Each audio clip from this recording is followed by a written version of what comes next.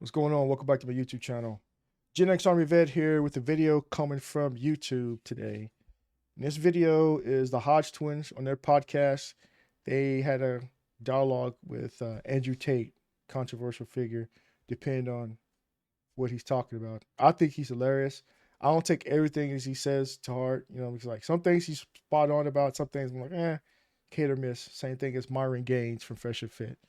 You know, not everybody, says something that you can agree with, but there are some things, some little nuggets of information that they'll say and like, oh, make you think about. Same thing with the Hodge twins, them being conservative. A lot of people want to call them names, kind of like how they call me names, Uncle Tom, Coon, old basic bullshit, run of the mill, racist stuff. It doesn't bother me. It's whatever. But yeah, they're going to talk about black fatigue and racism in America. So without further ado, let's get into it. Black fatigue. People are tired of black people. Every time you look up, some Negroes arguing about something. Well, Derek Penny, that whole situation. oh yeah, that was incredible. That was incredible, and it's. I'll be honest. One of the things that's amazing to me because I am American. I lived here till I was 8, and then I grew up in England, and then I moved all around the world. What's kind of amazing to me about the American consciousness is that they have this huge preposition with racism. And they seem to think this is a racist country. Like, you motherfuckers haven't been anywhere. Yeah. Because this is the least racist nation on the planet. You Right. think I'm going to be cutting it, in and out, and give a little commentary here and there. But what he's saying is true. But he's not saying that there isn't racism going on in America. Everybody knows there is. We're not idiots. But as blatant as it is, like he's talking about, and experiencing other countries like I have, America's still the greatest country in the world. Same thing like when the Hodgmans talk, their dark humor. I know exactly what they talk about because I've experienced that. In the military, soldiers get together on race. We talk about everything, stereotypes, genders. Nothing's off the table. America's racist? Let me tell you where's racist. You know the most racist place? Africa. Oh yeah. You ever been to Africa? You Hutu, you're Tutu, Right. you're Boo Boo. Like, they're fucking killing each other, having genocides. They all look the fucking same. They're pulling out machetes. Look at the Rwandan genocide. I couldn't even tell the two teams. Right. They're Yeah. running around fucking swinging blades. It's like their version of Chicago, if you think about it. They run around, oh, we're set you claim. That's how they are in Africa. Back when I was married to an African woman, she was from Nigeria. They say the same exact thing. Nigeria versus this or this or this. And like you guys are all the same, the same continent, but different ways of thinking, different, villages, different groupthink. Bro, the whole world's fucking them niggas racist. killing each other over nothing. Over nothing. Hutu, Tutu, your nose shape. They I got don't know the this fuck. huge continent. You got all these black people. You got all these resources. All they do is kill. And they're probably the poorest continent in the world. Of course. They have no leadership, and their culture is just broken. 100%. And also, it's because Africa's rich that it's poor, which we'll talk about in a second. But America's the least racist place you find on the planet. You think China's not racist? You think Japan's not fucking racist? You think India's not racist with this caste system? Right. You think Same thing with Korea. I was stationed over there for 3 years. You see the Koreans on the inner city, kind of close to where I was stationed at, Yongsan in Seoul, Korea. Then on the outskirts, you start going into other little villages further out. They go back and forth. So, there's preference. Like, there's black people that are stationed there as soldiers. You got like the black Canadians that are there. You got black, people from other countries that come in, and they're based on where you're from. They may like you more or like you less. So, their preference, right? So that's how they are over Korea too. Africa's not racist with its fucking genocides? Right. Like, everywhere, even when I moved to England, the amount of racism I dealt with for being American. Like, I was American, they're like, oh, yank, oh, dickhead, school shooter. But it's like, watch out. But the thing is, I think it's funny. Yeah. But these people can't take a fucking joke. Right. Like, I love when people, I have the most diverse friend group, and our friendships are based on racism. Like, Anyone in the military, they could tell you that. It's the same thing. Yeah, you see black people, like, it depends on the time of day, what's going on in the weekend. But you see someone from the inner city of, say, Chicago, they go hang around with somebody who's from down in Texas, the outskirts of Texas. Oh, let's go mudding. Like, what's mudding? We all learn about each other's, different cultures, what we like to do on the weekends. There's the guys who play video games. They go shooting. They go hiking. They go do this. They go do that. Like it may be like a black person, a Mexican person, someone from Puerto Rico, someone from Germany, someone from California, New York. We all be in this group, a hodgepodge of different people, talk about race, talk about women, different things, sex. We talk about it all. And stereotypes, that's one of the funniest things. So we do stereotypes about each other. We all laugh about it. We know it's wrong, but we don't care because we have dark humor. But at the end of the day, we all there for each other no matter what. So anyone in the military or anyone who was in the college, they know the type of stuff like that, the bond and the brotherhood that you have. It's funny. Right, It's funny. right. Like, I know a white guy Yeah. who's loyal. Right. Fucking weird. But Right. like, we make fun of each other all the time. Like, racism Facts. is hilarious amongst It their is. friend group. Right. But in America, everyone's so sensitive to it. It's insane. And they believe they live in a racist country. It's like, you need to go basically anywhere else. Go anywhere else and you will see. And what's interesting is actually the countries like Dubai, which I spent a lot of time in, the UAE, which is a super diverse country with 80% immigration. But the locals, the natives, they're above you. You can't fuck with a Gulf Arab in UAE. You can come and you can visit and you can buy a nice house and you can live there and you can enjoy Dubai. But if you crash your car into an Arab, it was your fault. Yeah. That's just how it is. Like, there's no way out of it, right? So the whole world's fucking racist except America. And these people are constantly and endlessly crying. It's like so ungrateful almost. Well, It's I think, ungrateful. I think most of it comes from the black community, though. I think that. Yeah, like you said, like a lot of black people, they do perpetuate a lot of stereotypes of racism within your own community. Okay, you got to think about like when they get pulled over or something going on, they have an argument. A black person's they ready to call any person they talk to the N-word, whether they're white, whether they're black, whether they're Asian, it doesn't matter. They quick to call somebody the N-word. That's what's keeping racism alive in this country. Yeah, It's and just- they got the white liberal is pushing it too. His own life support. Yeah. Well, I think everyone's tired of it now, but they're going to keep trying to push it because it allows them to feel important for 5 seconds. So they're going to keep trying to push it. Andrew, do you consider yourself to be African American? There's times. I'm like the daywalker. I swap in and out. It depends. Fucking Blade. You know, like I had an auntie. She's black and she talks like a white woman until she gets mad. Then she's Jamaican. Yeah. You ever had one of them? Yeah. Definitely. Yeah. That's like me. Yeah. Depends what mood I'm in. Yeah. Sometimes I'm white. Sometimes I'm black. Depends what mood I'm in. Yeah. But no, it's really interesting. And also, pattern recognition isn't racism. We need to make that very clear. Like if I think of a pedophile, I imagine a white man. Yeah. Right. And if I think of gang shooting, I imagine a black man. Call me racist, but that's just what I imagine, right? When I Can think you of imagine tacos, I think of Latinos. well, that's right. Yeah, 100%. And it's funny because, like you said, you think of a gang member, you think of somebody black, or you think of tacos, you think of a Mexican person. People call that racism, but you got to look at it. That's typically what's going on, right? You know, someone who good credit, good with money. You almost automatically think of someone who's Jewish. Pattern recognition, it's a stereotype. 9 times out of 10, those stereotypes are true.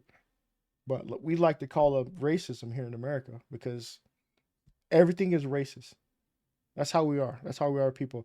It's starting to lose its effective name, like because of the name they call everything. Build the wall. So Build the wall. we've got enough tacos. It's fine. We don't need any more.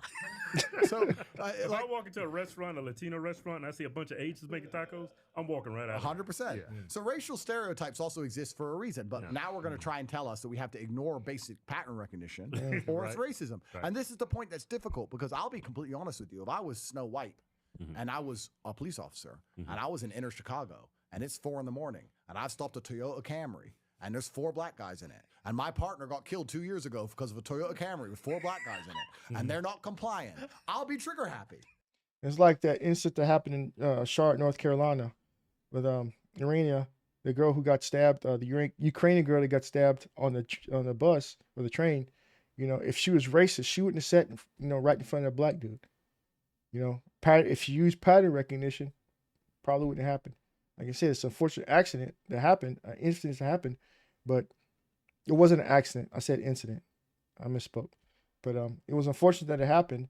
But if she went in there as a racist person, she'd probably still be here today because of pattern recognition. But, America, we always trying to preach everybody's equal, everybody's not racist. And here's where we are. Now, to pretend he's not, that's pattern recognition. Yeah, That's pattern. That's Now, how you survive. that's in how you society. survive in the world. Yeah. The reason our ancestors survived is because we saw someone go try and pet the lion. The village idiot. Got eaten, and we're like, there's a pattern here. You try. Oh, he died too. Okay, avoid the lion. Right. There's a pattern recognition. So what's interesting, what's so scary about this racism argument is it prevents people I'll give you another example of this in a second, but it prevents people from acting appropriately, understanding that perhaps the world's not a perfect place. Perhaps it's never going to be fully balanced. So you need to understand when you are going to be deemed more of a threat. So if I was a completely black person in that Toyota Camry, I would say, this officer's intimidated guys. We would be on our best behavior. Right. Exactly. Now, they'll sit and say, I shouldn't have to do that. You shouldn't have to lock your door at night. Yeah. But you do. Right. Speaking on that, same thing as like the border. You know, we let all these people in the border. Might as well leave your door open. We close the border, you know, sense of security pretty much. We shouldn't have to do certain things, but we do just because from previous knowledge, previous history tells us this is what happens if you do this. So if you stop this, that won't happen. The world's not a perfect fucking place. Right. There's no such thing as shouldn't have to. Right. I'm a big man. If I go and knock, let's say my car breaks down, and I go knock on someone's door in the middle of the night, I know that I'm scary. If a little girl knocks, they may open it. I'm going to be more intimidating. I have to keep that in mind. I'm not going to be at the door like trying to flex. Yeah. They're not going to fucking open it. You have to know the game you're playing. Yeah, because white people, someone knocking on their door, they're like, I don't know this guy. This is probably a home invasion. Yeah, exactly. Yeah. So what I'm saying is, and this get me in trouble, if you're a black person in the inner city and you understand how the inner city runs, when you're getting stopped by police, you should comply more than ever because you should understand perhaps it's unfair he has these preconceived notions. You know, what I think about too. When you're a black person, you get stopped, traffic stop. We have years of data of what happens when you don't comply. And what do you see?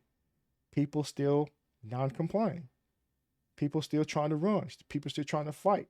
Same thing you have when, you know, cops come to your door, they see, you know, a fight in progress or something going on, person always takes off running. You should always see what happens at the end result of it. But yet we still do the same thing as a people. Why? People won't get shot if you just comply. That's what court's for. You have your day in court. Everybody has body cams. Everybody's recording it. Comply. You know, I know people probably come into arguments, oh, this, oh, that. Like, it's basics. You know, even Dave Chappelle did that in the skit. Or not Dave Chappelle, but Chris Rock did it in the skit back in the day. You know, pull over, comply. Yes, officer, no officer. But, you know, black people particularly, because you always, I'm not saying it doesn't happen with other races, but you mostly see it with black people. You always got to argue. Same thing. It could be a lawyer get pulled over. She wants to argue. I'm like, just comply. You do law. That's your job.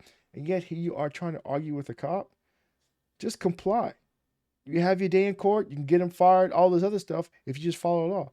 But people want to fight back, and that's how they come to messy situations of, you know, shootings. Perhaps it's unfair. Perhaps you're a great person. Perhaps yes. But the world's not perfect. Yeah. Right. And thinking that the world is perfect and us trying to push this ideal version of the world where everyone ignores basic pattern recognition is bullshit and garbage. I'm more intimidated when I walk past 5 men. If I'm walking alone at night and there's 5 men on a street corner, I find that more scary than 5 women on a street corner. Yeah. Am I sexist? Nope. No, that's fucking, I'm not a dumbass. I'm a realist. Right. I'm a realist. So this racism's gone so far now that we're disrupting the ability for people to be realists. Yeah. So they're expecting a little white woman to walk past 5 big Negroes in Right. the middle of inner city Chicago Yeah. and be like, don't be racist, Jane. Don't be racist, Jane. Don't be racist. Hi, fellas. Like, bro, you're gonna lose your handbag. Yeah, at right. least. Right. That That's- doesn't bother me. Like if I'm getting to an elevator, this happened to us. We'll get in an elevator and it's just a white lady, and she'll just back in the corner Yeah. and just like grab onto her purse. Yeah. I'm like, I don't blame you. 100%. I see it all the time here where I'm at in Washington, in Seattle. You know, like where I live, it's in affluent areas, like a lot of white people, a lot of Asians, a lot of Eastern Asian. You get in the elevator. You know, I'm not a small dude. I walk in the elevator. He may be 2 Asian women. You see them kind of huddle closer together. I'm like, it's expected. I know I'm not a small guy. So I kind of understand where they're coming from as far as this particular argument that they're claiming. Yeah. I don't 100%. blame you at all. But what's funny about it is they'll pretend that being intimidating is a terrible curse when it comes to something like a police stop, when they live their entire life trying to be as intimidating as possible. Exactly. You're standing a certain way, you're dressing a certain way, you're listening to certain music, you're fucking gangbanging. You want everyone to walk past you to know you're a real fucking G. You want everyone scared of you all the time. Except but for a then, cop. except for when the cop gets scared and pulls his weapon, then it's like, whoa, what's the problem? Where's the line at? Think about all the gangsters, all the thugs, the hoods, you know, they try to give the this big imposing figure like, oh, look at me, but at the same time when the cop pulls up, especially if it's a little white female cop, or if not even white female, it's like a little male, like an average size male, 5'10", 5'8", whatever, a $180 as far as weight. He's not supposed to be trigger happy or scared or on edge, and then your big ass and all your homeboys there. But oh, it's racist. No, he's being aware, pattern recognition. He gets up there. If you nonchalant walks up there, he's gonna get his ass handed to him. It's happened a couple of times in Dallas recently. But we want to call racism for everything. You've been scaring people your whole fucking life. You've been intimidating people your whole life. Right. You could have had a 3-piece suit on and a fucking little hat. Yeah. You've been fine. No, you're wearing a fucking Crip bandana. Why do you think I was a gangster? Right. Talking in Ebonics. Yeah, but it's bullshit. So Ebonics. He said Ebonics. This whole racism argument has gone way too far. As far as I know, black people and white people have basically the fair treat. The law applies to all of us. DEI actually gave black people a whole bunch of advantages over white people. So to sit here and believe that this is a racist country is completely ignorant. It's not a racist country. And you can succeed in this country if you, no matter what skin color you are, if you try your best and you conduct yourself the right way. And perhaps there'll be the odd scenario where you feel like you're being treated differently because of your skin color in a negative, but also you're not talking about all of the times you were treated in a positive because of your skin color. All right, facts. No lies detected when you're saying, because I experienced that in the military. Why did this soldier get promoted before me? Why did he get the waiver before me? And he's being racist. And then it took one of my white squad leaders to come at me and talk to me, set me down and said, Jay, this, and this. You got to work on this. You got to work on this.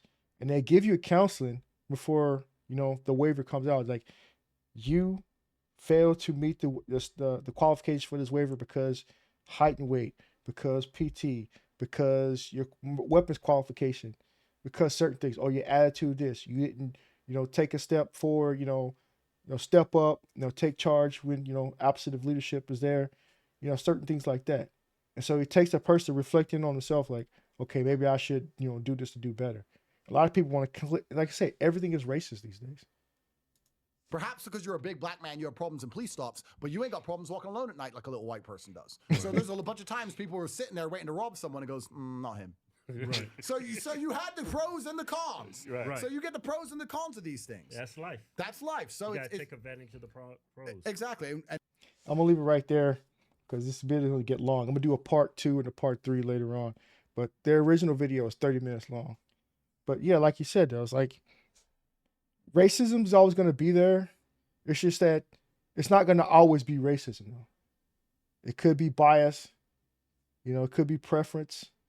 So you got to be mindful of that, and as far as, like you said, moving throughout society and trying to do better as far as a culture, don't try to be so imposing. Like, oh, look at me, I'm a big black dude. Looking like a normal black person, I don't have the issues like that. Like I said, I never experienced racism like that. But, they want to call me names, same thing. Like, we're all mixed. B, Andrew Tate, the Hodge twins. We experience life differently. We're lighter shades, so whatever. Even me and my fiance, she's a little bit lighter than me. Like, oh, you have that, that the white privilege. I'm like, I don't have that. She has it more than I would, because she's really light. But yeah, other than that, though, that's my That's my thoughts on it. That's my opinion. Let me know your opinion and thoughts down in the comment below. I like to read everyone's what they say.